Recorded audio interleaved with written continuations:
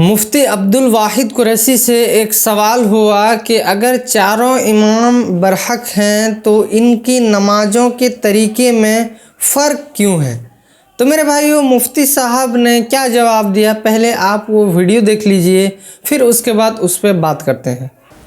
علی شیخ بھائی پوچھتے ہیں، ہم چاروں اماموں کو مانتے ہیں، پھر چاروں اماموں کی نمازوں میں فرق کیوں ہے جبکہ دین ایک ہے؟ آپ اپنی امی اور ابو دونوں کو امی اور ابو مانتے ہیں تو ان کی نماز میں فرق کیوں ہے؟ آپ کی امی پورا مہینہ نماز نہیں پڑھ سکتی، آپ کے ابو پورا مہینہ نماز پڑھتے ہیں، وجہ تو دونوں۔ آپ کی امی پورا مہینہ نماز نہیں پڑھ سکتی، آپ کے ابو پورا مہینہ نماز پڑھتے ہیں، وجہ تو دونوں۔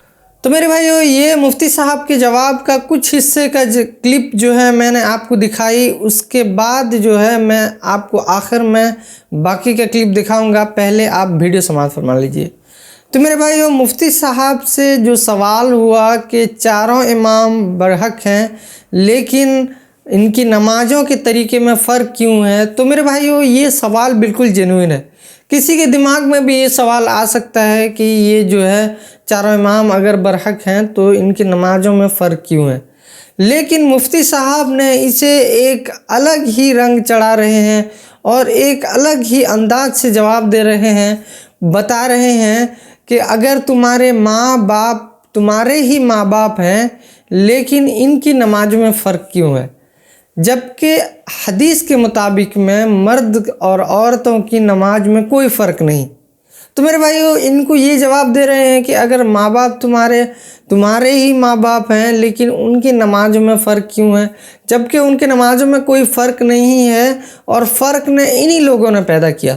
رسول اللہ صلی اللہ علیہ وسلم نے کوئی فرق نہیں پیدا کیا مرد اور عورتوں کی نماز میں۔ اس کے بعد مفتی صاحب کیا بتاتے ہیں؟ مفتی صاحب اس بندے کو سوال پوچھتے ہیں کہ تمہارے ابو اور امی جو ہے، تمہارے ابو مہینے میں پورے مہینہ نماز پڑھ سکتے ہیں لیکن تمہاری امی جو ہے پورا مہینہ نماز کیوں نہیں پڑھ سکتی؟ تو میرے بھائیو، یہ دیکھیے کتنا گندا انداز ہے مفتی صاحب کا کہ مفتی صاحب ایک عورت کے بارے میں سوال کر رہے ہیں کہ وہ کیوں نہیں پڑھ رہی ہے پورے مہینے نماز۔ تو میرے بھائیو، ایک سوال میں آپ سے کرتا ہوں کہ اگر کوئی آپ کو پوچھے، کوئی آپ کی ماں یا بہن یا بیوی کے بارے میں یہ سوال کرے کہ وہ کیوں نہیں پڑھ رہی ہیں پوری مہینے نماز، تو میرے بھائیو یہ جواب تو بالکل جینوئن ہے۔ عورت کے کچھ مخصوص ایام ہوتے ہیں جس میں وہ نماز نہیں پڑھ سکتی۔ یہ سوال کو اس کے بیچ میں لانے کی کیا ضرورت ہے؟ اگر آپ کو جواب دینا ہے تو آپ جینوئنلی جواب دیجئے۔ آپ اس کو اس کے بیچ میں لا کے سوال کر رہے ہیں۔ انہوں نے سوال کیا کہ نماز میں فرق کیوں نہیں ہے چاروں ائمہ کا، اس میں آپ اسے سوال کر رہے ہیں کہ عورت ایک مہینہ کیوں نہیں نماز پڑھ سکتی۔ تو میرے بھائیو، میں اس کا جو ہے بالکل جینوئن جواب دوں گا، اس ویڈیو کو بالکل لاسٹ تک ضرور دیکھیے۔ تو میرے بھائیو، اگر دیکھا جائے کہ چاروں ائمہ کا جو نماز کا طریقہ ہے، اس کا جو بیسک سٹرکچر ہے وہ سارا بالکل برابر ہے۔ سارے ائمہ کے نزدیک پہلے اللہ اکبر کہنا ہے، پھر اس کے بعد قیام کرنا ہے، پھر اس کے بعد رکوع کرنا ہے، پھر اس کے بعد قومہ کرنا ہے، پھر اس کے بعد سجدے میں جانا ہے، پھر اس کے بعد دونوں سجدے کے اندر جلسہ استراحت یعنی تھوڑے دیر بیٹھنا ہے، پھر اس کے بعد دوسری سجدہ کرنا ہے۔ تو میرے بھائیو، یہ جو ہے بیسک کنسٹرکشن سارے ائمہ کے اندر برابر ہے۔ سارے ائمہ، یہاں تک کہ اہل تشیع کے اندر بھی یہی نماز کا طریقہ چلا آ رہا ہے کہ پہلے قیام ہے، پھر رکوع ہے، پھر سجدہ۔ یہ جو ترتیب ہے یہ سارے ائمہ کے نزدیک برابر ہے۔ تو میرے بھائیو، ہاں، کچھ جگہ میں جو اختلاف ہے، وہ اختلاف کیوں ہے وہ بھی میں ابھی آپ کو انشاءاللہ بتاؤں گا۔ تو میرے بھائیو، کوئی بھی امام جیسے امام ابو حنیفہ کبھی یہ نہیں بتائیں گے کہ جو چاروں ائمہ ہیں وہ لوگ رکوع کرتے وقت میں آپ جو ہے قیام میں کھڑے رہو، یا آپ قیام میں کھڑے رہو۔ امام ابو حنیفہ کہیں گے کہ آپ قیام میں کھڑے رہو، اور امام احمد بن حنبل رحمۃ اللہ علیہ بتائیں گے کہ آپ رکوع میں چلے جاؤ۔ ساروں کا جو بیسک کنسٹرکشن ہے وہ تو برابر ہے، لیکن اختلاف کہیں چھوٹی چھوٹی جگہ میں آتا ہے۔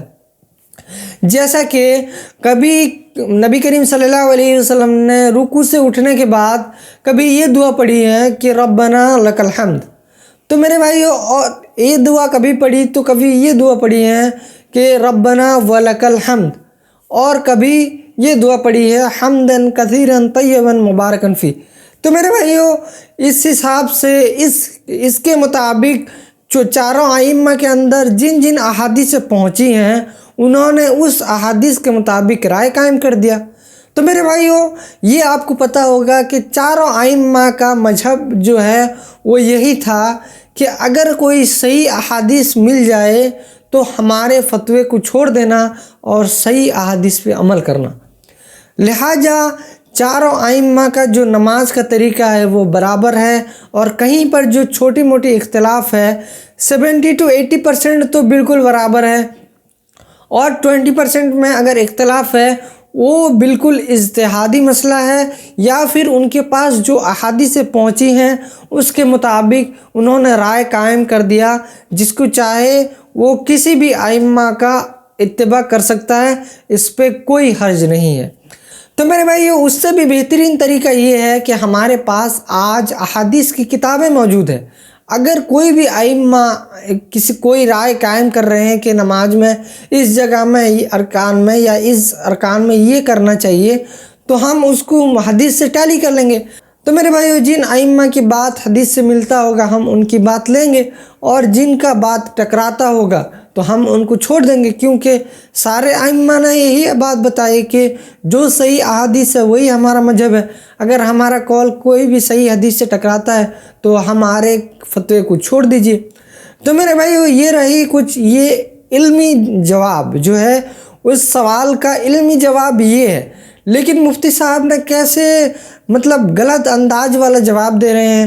اس کے بعد مفتی صاحب نے جو آگے جواب دیا وہ جواب بھی سن لیجئے آپ۔ مسلمان نہیں ہے وہ سادے بندے جب بندہ دونوں کو مانے، چاروں کو مانے، مختلف کو مانے، اور اس میں کوئی فرق آ جائے تو وہ باطل ہو جاتے ہیں۔ یہ کس نے آپ کو کہا؟ نمبر 2، چاروں ائمہ کو ہم مانتے ہیں، چاروں ائمہ کا جو آپس میں اختلاف ہے وہ دلیل کی بنیاد پہ بہتر اور بہترین کا اختلاف ہے، اچھا اور اچھا ترین کا اختلاف ہے، یہ نہیں ہے کہ کفر اسلام کا اختلاف ہے۔ تو یہ اختلاف بالکل قابل قبول ہے اور اللہ کی طرف سے رحمت ہے۔ تو میرے بھائیو آپ نے سنا یہ جواب مفتی صاحب دے رہے ہیں۔ اللہ سبحانہ و تعالیٰ سے دعا ہے جو بات میں نے حق کہی اس کو سن کر عمل کرنے کی توفیق عطا فرمائے، جو بات غلطی سے جذبات میں میرے زبان سے نکل گئی اللہ تعالیٰ اس کو ہمارے دلوں سے محف کر دے، ہم کو قرآن و سنت پر عمل کرنے کی توفیق عطا فرمائے، آمین یا رب العالمین۔